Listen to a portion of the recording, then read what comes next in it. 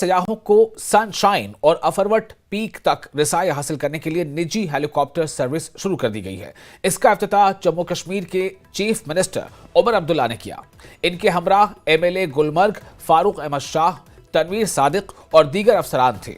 उमर अब्दुल्ला ने इस हेलीकॉप्टर से मुतालिक कहा कि पूरे साल अब सयाह इसका फायदा उठा सकते हैं।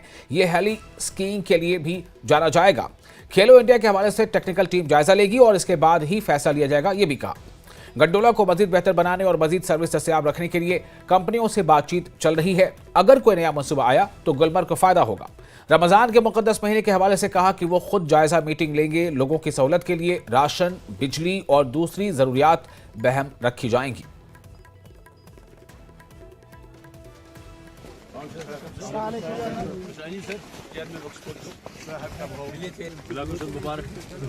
न्यूज़ 18 में आपका इस्तकबाल है। मैं हूं मुनीर हुसैन हुर्रा। हमारे साथ वज़ीर आला उमर अब्दुल्ला साहब है। उमर साहब आज सुबह सवेरे से आप सिक्की भी की है और साथ साथ आज हेलीकॉप्टर की इनाग्रेशन भी हुई है। और अच्छा है कि जो हमारे जो टूरिस्ट्स हैं वो यहाँ आएंगे और जो सनशाइन पीक है या बाकी जितने भी डेस्टिनेशंस हैं वहाँ पे जा सकते हैं।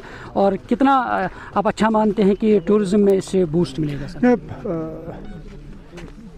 बहुत से ऐसे स्कीयर्स हैं जो हेली स्कीइंग के अलावा और कोई स्कीइंग करना पसंद ही नहीं करते, क्योंकि उनको ऐसे स्लोप्स मिल जाते हैं जहाँ पे लिफ्ट का कोई इंतज़ाम है नहीं, जहाँ पे उससे पहले स्की किया नहीं गया है और वो सिर्फ अपने स्की के निशान जो हैं वो बर्फ़ में छोड़ जाते हैं। इस साल हम सब जानते हैं बर्फ़ जितनी हमें चाहिए थी नहीं आई, लेकिन उसके बावजूद शुक्र है जो है स्कीयर जो हैं उसका मज़ा ले रहे हैं। और आज से हेली स्कीइंग का सिलसिला शुरू होगा। न सिर्फ हेली स्कीइंग, जो स्की ना भी करते हैं वो साइट सीइंग के लिए यहाँ पे आते हैं। उनको साइट सीइंग का एक टूर जो है हेलीकॉप्टर में लग जाता है। अच्छी बात है। और इस बार पूरे साल के लिए हेलीकॉप्टर आया है। वैसे तो सर्दियों में होता था, अब पूरे साल के लिए होगा। तो गर्मियों में लोग भी इस हेलीकॉप्टर का फ़ायदा लेंगे, जिससे मुझे लगता है गुलमर्ग में गंडोला के साथ अब हेली स्कीइंग के लिए भी और हेलीकॉप्टर सफारी के लिए भी ये जाना जाएगा। सर, खेलो इंडिया की अगर हम बात करते हैं, क्योंकि खेलो इंडिया पोस्टपोन हुआ था और क्योंकि बर्फ़ कम थी, अब थोड़ी बहुत बर्फ़ गिरी है और अब उम्मीद की जा सकती है कि खेलो इंडिया होगा। क्या उसके लिए कोई अनाउंसमेंट होगा? अभी तो कोई अनाउंसमेंट करने के लिए हम उस पोजीशन में है नहीं। 3 दिन और बर्फ़ की उम्मीद है 26 के आसपास। उसके बाद जो स्की फेडरेशन के एक्सपर्ट्स हैं उनको दोबारा भेजा जाएगा। वो स्लोप्स का मुआयना करेंगे और अगर उन्हें लगा कि बर्फ़ उतनी है जिससे कि खेलो इंडिया विंटर गेम्स हम करा सकेंगे, हम फौरी तौर डेट्स अनाउंस करके उनको करेंगे। मैं चाहूँगा कि अगर बर्फ़ ठीक ठाक पड़े इन दिनों में तो मार्च के पहले हफ्ते में हमें कर देना चाहिए, क्योंकि उसके बाद फिर गर्मी होगी, फिर इस साल करना मुश्किल होगा। सर, बजट की अगर हम बात करते हैं, क्योंकि नहीं करेंगे बजट की बात, की बात हम करेंगे आज बजट की बात 7 तारीख को होगी जब बजट असेंबली में पेश होगा। सर, कश्मीर के कुछ स्टूडेंट्स बाहर के कॉलेज में पढ़ते हैं और आज हिंदुस्तान पाकिस्तान का मैच है, बड़ा मुकाबला माना जाता है, तो आपकी क्या मैसेज रहेगी उनके लिए? बिल्कुल, इंडिया पाकिस्तान कोई खास मैसेज क्यों ना स्टूडेंट्स के लिए ना, आज के दिन कोई खास मैसेज क्यों? मैच है हिंदुस्तान पाकिस्तान, तो उस दिन तो आप क्या कहते हो ना, आपके हमारे स्टूडेंट्स जो हैं हिंदुस्तान के और पाकिस्तान के मैच पे कोई ऐसा काम करेंगे जिससे कि मुश्किल होगा? मत कहिए ऐसी बात। आप खुद अपने सवालों से हमारे स्टूडेंट्स के लिए मुश्किल कर रहे हैं, मत करिए ये। बिल्कुल सर, गुलमर्ग की अगर हम बात करते हैं, क्योंकि टूरिज़्म के एतबार से अगर हम गंडोला की बात करते हैं, क्योंकि रेवेन्यू भी बहुत ज़्यादा आया था, पिछले साल भी 110 करोड़ की आमदनी हुई है, तो अब लोग चाहते हैं कि अगर उसको और मज़ीद डेवलप किया जाए गंडोला को, या दूसरे पीक जैसे सनशाइन पीक है या दूसरी जगह हैं, तो उस चीज़ को डेवलप करने का कोई सरकार के पास कोई ऐसा प्रोविज़न है? हम कुछ प्राइवेट इन्वेस्टर्स से बात कर रहे हैं जो गुलमर्ग में और स्की इंफ्रास्ट्रक्चर जो हैं वो लगाने के लिए तैयार हैं। अब उनसे बातचीत चल रही है। अगर कोई ठीक ठाक प्रपोज़ल आया जिससे गुलमर्ग को फ़ायदा होगा और नया इंफ्रास्ट्रक्चर लगेगा, वो हम कर लेंगे। उसके बाद उसके साथ साथ जो केबल कार कॉरपोरेशन को करना होगा वो भी उसमें भी कुछ प्रोजेक्ट जो हैं वो तैयार किए जा रहे हैं। सर, रमज़ान का महीना भी आने वाला है, अब उसके लिए क्या कुछ मैसेज रहेगी आपकी? पहले तो उसके लिए एक रिव्यू मीटिंग मैं खुद करूँगा ताकि रमज़ान के लिए जो हमें तैयारी करनी होगी, सड़क, पानी, राशन, बिजली, ट्रैफिक, वक्फ बोर्ड, इन सब डिपार्टमेंट्स के हवाले से वो मैं आने वाले दिनों में कर लूँगा। सर, इसके साथ साथ अगर हम बात करते हैं, क्योंकि जो रोड्स अभी बहुत सारी जगहों पे ऐसे लोगों ने सवाल उठाया कि रोड्स, अब मौसम भी ठीक होने वाला है, बहुत सारी जगहों पे रोड्स ख़राब है, तो उसमें क्या कुछ पहल रहेगी उन रोड्स को ठीक करने में? अब आप सवाल के ज़रिए बजट निकालेंगे मुझसे? नहीं सर, ये बड़ी चालाकी है ना। मैंने आपसे कहा बजट पे बात नहीं होगी, अब सवाल के ज़रिए आप एक एक महकमे का यहाँ डिस्कशन करेंगे ना। आप इंतज़ार करो 7 तारीख। अच्छा 27 को सर एक सवाल, कुल जमाती मीटिंग बुलाई है, क्या उसमें सभी पार्टियाँ आएंगी?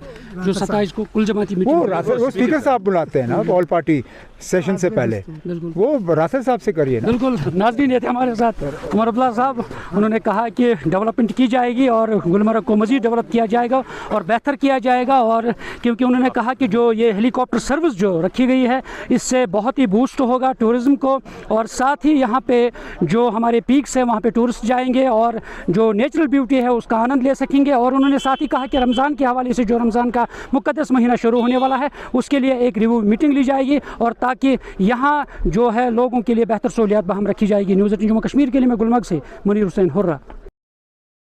और पीडीपी के सदर महबूबा मुफ्ती ने जम्मू कश्मीर में शराब पर पाबंदी के लिए पुलवामा में दस्तखती मुहिम शुरू की है। उन्होंने पुलवामा में इस मुहिम की शुरुआत की, जहां बड़ी तादाद में लोगों ने अपनी हिमायत का इजहार किया। महबूबा मुफ्ती का कहना है कि शराब नोशी समाजी बुराई है और इसे रोकने के लिए हुकूमत को फौरी इक़दाम करने चाहिए। उन्होंने मजीद कहा कि ये मुहिम वादी के दीगर अजला में भी शुरू की जाएगी ताकि अवामी हिमायत हासिल करके हुकूमत पर दबाव डाला जा सके।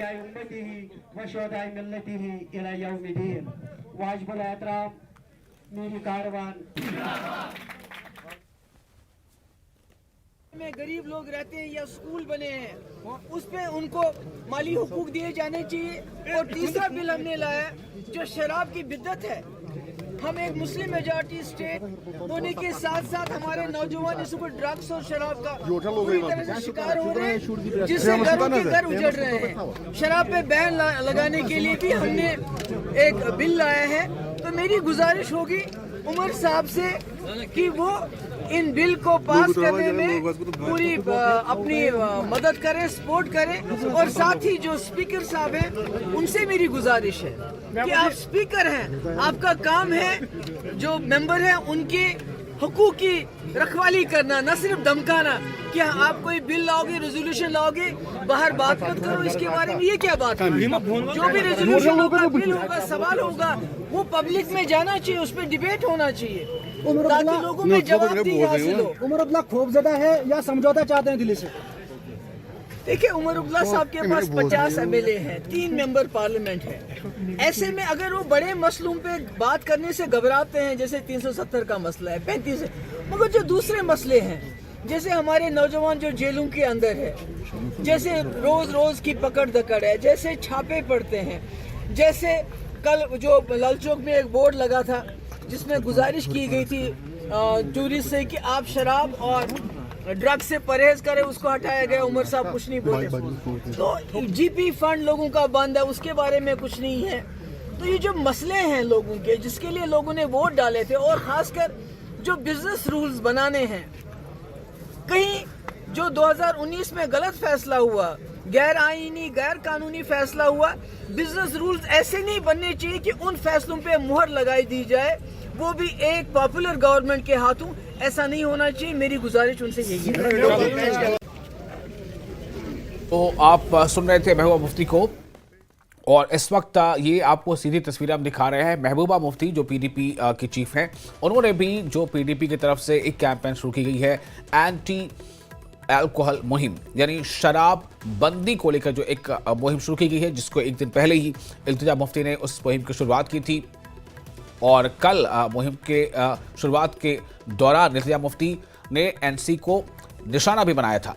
और वहीं आज महबूबा मुफ्ती भी इस कैंपेन का हिस्सा इस तरह से बनी कि उन्होंने भी ये दस्तखती मुहिम में हिस्सा लिया, और उन्होंने कहा कि पूरे अजला में इस मुहिम को चलाया जाएगा। और साथ ही उन्होंने पार्टियों से और एनसी से या उमर अब्दुल्ला से या स्पीकर से ये गुजारिश की है कि इस बिल की हिमायत करें। प्रधानमंत्री नरेंद्र मोदी ने एक बार फिर रेडियो के जरिए मन की बात प्रोग्राम से खिताब किया। इस दौरान उन्होंने खला और एआई के मैदान में हिंदुस्तान की तरक्की के बारे में बताया। उन्होंने कहा कि इन दिनों चैंपियंस ट्रॉफी चल रही है और हर तरफ क्रिकेट का माहौल है, लेकिन इस दौरान इसरो भी खला में सेंचुरी बनाई। एआई ने हिंदुस्तान की तरक्की की तारीफ हो रही है और वनडे मैच को दुनिया भर में इनकी ख्वातीन की तरक्की की तारीफ की जा रही है। स्पेस में जो शानदार सेंचुरी बनाई है उसकी बात करने वाला हूं। पिछले महीने देश इसरो के 100वें रॉकेट की लॉन्चिंग के साक्षी बने हैं। ये केवल एक नंबर नहीं है, बल्कि इससे स्पेस साइंस में नित नई ऊंचाइयों को छूने के हमारे संकल्प का भी पता चलता है। हमारी स्पेस जर्नी की शुरुआत बहुत ही सामान्य तरीके से हुई थी। इसमें कदम कदम पर चुनौतियां थी, लेकिन हमारे वैज्ञानिक विजय प्राप्त करते हुए आगे बढ़ते ही गए। समय के साथ अंतरिक्ष की इस उड़ान में हमारी सफलताओं की लिस्ट काफी लंबी होती चली गई। लॉन्च व्हीकल का निर्माण हो, चंद्रयान की सफलता हो, मंगलयान हो, आदित्य L1 या फिर एक ही रॉकेट से एक ही बार में 104 सैटेलाइट्स को स्पेस में भेजने का अभूतपूर्व मिशन हो। इसरो की सफलताओं का दायरा काफी बड़ा रहा है। स्पेस और साइंस की तरह एक और क्षेत्र है जिसमें भारत तेजी से अपनी मजबूत पहचान बना रहा है।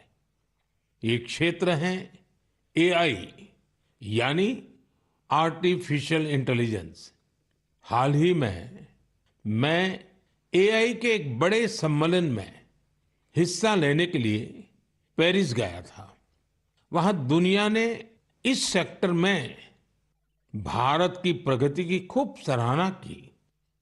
हमारे देश के लोग आज एआई का उपयोग किस किस तरह से कर रहे हैं, स्पेस सेक्टर हो या फिर एआई, हमारे युवाओं की बढ़ती भागीदारी एक नई क्रांति को जन्म दे रही है। और फिलहाल एक छोटा सा ब्रेक लेते हैं। ब्रेक के बाद खबरों का सिलसिला जारी रहेगा। बने रहे न्यूज़ 18 के साथ। मैं हूं विशाल।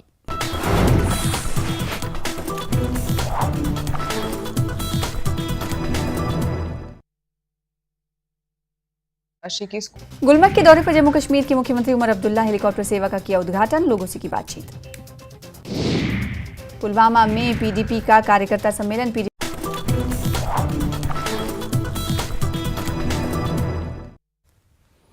ब्रेक के बाद एक बार फिर आपका इस्तकबाल है। गुज़िश्ता रात डोडा में सनातन धर्म सभा और बजरंग दल के कारकुनान ने पुलिस स्टेशन के बाहर एहतजाज किया।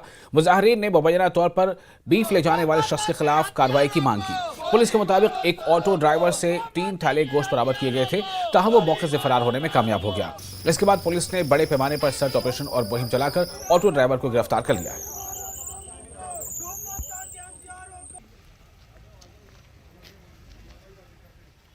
ऑटो जो है वो सिटी के अंदर एंटर कर रहा था। नाके पे हमारे लोगों ने पकड़ लिया।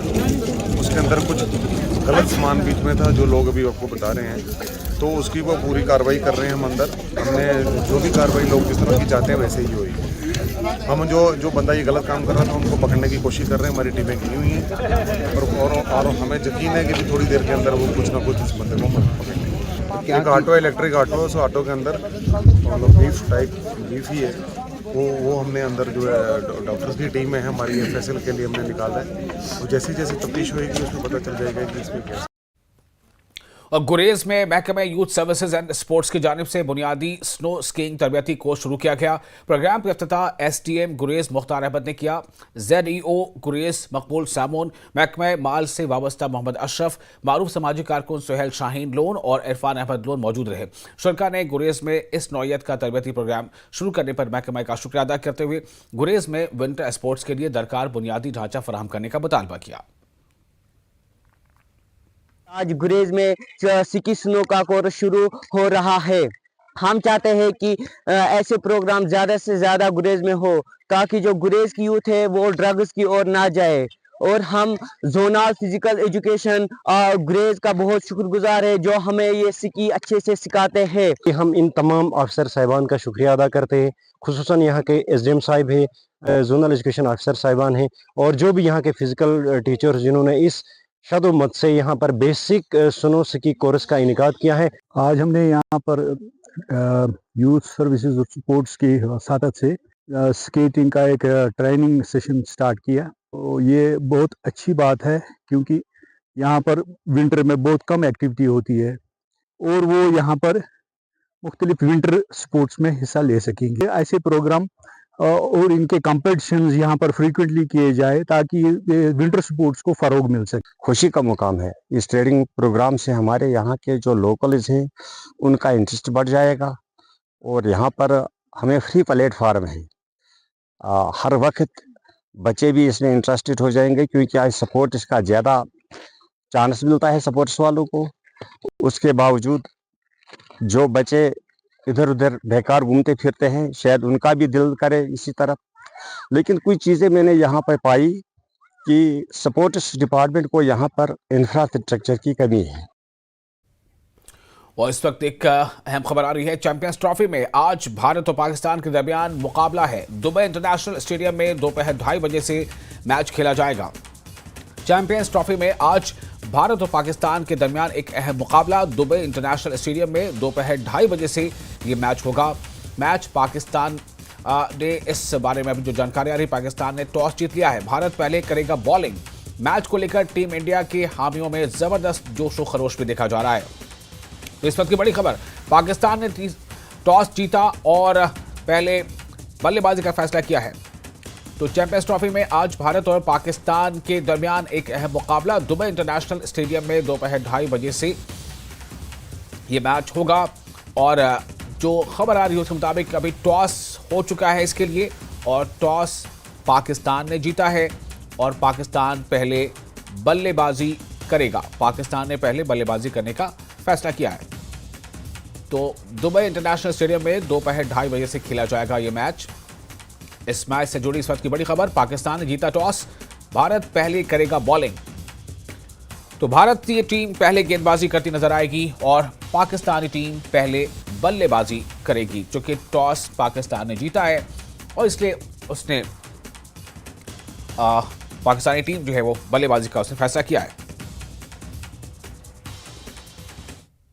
की फेवरेट भारत है क्योंकि भारत की बल्लेबाजी अच्छी है, गेंदबाजी अच्छी है और पिछला मैच यहीं पे जीते हैं और उसी एक्सपीरियंस को लेके आगे बढ़ेंगे। और वेराज पाकिस्तान आया है, पाकिस्तान में हार के वो अच्छी पिचेस पे खेल के आए हैं। यहाँ पे पिच मिलेगी थोड़ी सी हल्की सी धीमी वाली, तो धीमी वाली पिच पे एडजस्ट करना उनके लिए ज़्यादा मुश्किल होगा। भारत फेवरेट है मेरी नज़र में और भारत ये मैच जीतेगा क्योंकि भारत की टीम सबसे बेहतर है। नहीं, मेरे हिसाब से कुलदीप को खेलना चाहिए because he is more experience और एक चाइना मैन होना चाहिए टीम में। सबसे ज़्यादा नजरें तो विराट कोहली के ऊपर रहेंगी। सपोर्ट हम इंडिया को ही कर रहे हैं और काफ़ी अच्छा मैच रहने वाला है। तो ऑब्वियसली इंडिया को ही कर रहे हैं क्योंकि वही रह रहे हैं बचपन से और इंडिया पाकिस्तान का मैच हमेशा एक मेमोरेबल मैच रहता है और पिछले कुछ सालों से इंडिया और पाकिस्तान की टफ राइवलरी रही है। पहले तो इंडिया ही वन साइडेड हमेशा रहता था, तो एक्साइटिंग मैच होगा। इंडिया ही जीतते आई है जहाँ तक पाकिस्तान के साथ मैच होता है और विराट कोहली ऑब्वियसली मुझे लगता है कि जहाँ तक रन बनाएगा ही बनाएगा।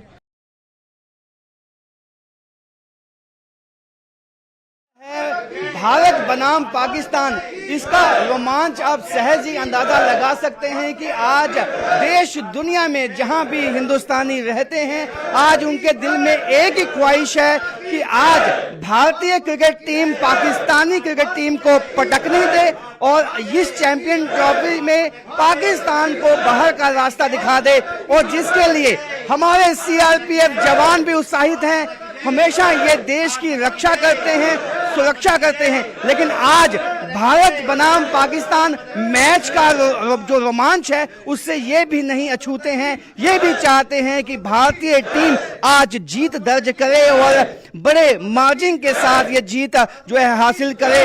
जो इंडियन क्रिकेट टीम है उन्होंने हाल ही में बहुत ही अच्छी परफॉर्मेंस दिखाई है, जिसके बाद इनको भी उम्मीद है कि भारतीय टीम बहुत अच्छा कर सकती है इस चैंपियन ट्रॉफी में। क्या कहेंगे जो आज मुकाबला है, कितनी उम्मीद भारत टीम की जीतने की? नमस्कार सर जी। आज का मैच इंडिया अपना जीतेगा सर जी, जिसमें अपना रोहित शर्मा जी, विराट कोहली जी, रविंद्र जडेजा जी, शुभम गिल जी बहुत अच्छा खेलेंगे, खास करके मोहम्मद शमी का मुख्य रोल होगा। तो मोहम्मद शमी पे काफी उम्मीदें हैं, रोहित शर्मा पे, विराट कोहली पे। विराट कोहली हमेशा जो है, हालांकि जब भी वो फॉर्म में नहीं होते लेकिन पाकिस्तान के खिलाफ वो अच्छा खेलते हैं, फॉर्म में आ जाते हैं। आज कैसी उम्मीद है आपको? कोहली के ऊपर उम्मीद है सर, वो अच्छा रन मारेंगे, शतक मारेंगे आज और इंडिया जीतेंगे। तो इंडिया जीतेगी, आपको कितनी उम्मीदें, किस प्लेयर को आप चाहेंगे कि वो अच्छा जो है परफॉर्मेंस दिखाए आज? हालांकि सभी दिखाएंगे लेकिन एक प्लेयर ऐसा जिससे आपको लगता है कि आज वो मैच विनर हो सकता है। सुमन गिल जो है पहले से बहुत अच्छा खेल रहे हैं, आज भी हम यही उम्मीद करते हैं कि सुमन गिल आज फिर सेंचुरी मारे और आज इंडिया को फिर जिताएं। तो इंडिया को जिताने के लिए शुभमन गिल जो है उनकी भी सेंचुरी जो है वो होनी चाहिए। लेकिन बॉलिंग अटैक इंडिया का कैसा रहने वाला है? अब बॉलिंग में जो है अक्षित राणा और साथ में जो है मोहम्मद शमी और इस तरह का जो बॉलिंग अटैक है, कितना आप मुतमईन हैं कि इंडिया जो है अच्छा परफॉर्मेंस दिखा सकती है बॉलिंग में भी? विराट कोहली अच्छी बॉलिंग करेंगे सर जी। विराट कोहली तो हालांकि बैट्समैन हैं, तो आप क्या चाहेंगे कि जो जिस तरह से मोहम्मद शमी ने पिछले मैच में 5 विकेटें ली हैं, इस दफा भी वो जादू दिखाएं? मोहम्मद शमी अभी काफी परफॉर्मेंस में अच्छा चल रहे हैं सर, और हमें उम्मीद है कि वो इस बार भी पंजा खोलेंगे। तो देख सकते हैं कि इस दफा भी जो है पंजा खोलेंगे, यानी कि 5 विकेटें जो हैं इस दफा मोहम्मद शमी आज लेंगे। इस तरह की उम्मीद है जो है हमारे जो तमाम जो देशवासी हैं उनको भी है, उनके साथ साथ जो हमारे सीआरपीएफ के जवान हैं वो भी उत्साहित हैं और वो भी चाहते हैं कि जी क्या कहना चाहेंगे? नीतीश राणा जी, अक्षर पटेल की मेन भूमिका होगी आज। अक्षर पटेल बहुत अच्छा खेलेंगे आज। ठीक है, आप चाहते हैं कि स्पिन जो बॉलिंग है वो भी अटैक अच्छा होगा इंडिया का। देख सकते हैं कि आज हमारे जो सीआरपीएफ के जवान हैं वो भी उत्साहित हैं। कौन ऐसा देशवासी होगा जो आज टीवी के सामने नहीं बैठा होगा और आज उनके मन में एक ही तमन्ना है कि भारतीय टीम जो है वो पाकिस्तानी क्रिकेट टीम को करारी शिकस्त दे। अब देखना होगा कि किस तरह से जो भारतीय टीम इंडिया है वो किस तरह से खेलती है। उम्मीद सबको है कि आज जीत होगी तो भारतीय टीम की होगी। कैमरामैन साबिर भट्ट के साथ राजेंद्र वैद, न्यूज 18 जम्मू। तो आपने देखा किस तरह से लोगों में एक इस मैच को लेकर काफ़ी बेचैनी है, जोश है। लोग बेसब्री से इंतजार कर रहे हैं कि मैच जो है वो देखें जब मैच हो। जो 2:30 बजे मैच खेला जाना है दुबई इंटरनेशनल स्टेडियम में। लिबर्ग में हालिया बर्फबारी ने अफरवट और कंगडोरी की चोटियों पर स्कीयर्स की तादाद में इजाफा कर दिया है। इन ढानों पर पहुंचने के लिए स्कीयर्स केबल कार कॉरपोरेशन की तरफ से फराहम करदा गंडोला सर्विस का फ़ायदा उठा रहे हैं। स्कीयर्स को पास जारी किए जा रहे और जिससे इनके लिए चोटियों तक रसाई आसान होती है। गंडोला सर्विस फराहम करने पर स्कीयर्स केबल कार का शुक्रिया अदा कर रहे हैं। गंडोला में कुछ स्कीयर्स के साथ बातचीत की हमारे नुमाइंदे मुनीर हुसैन हुर्रा ने।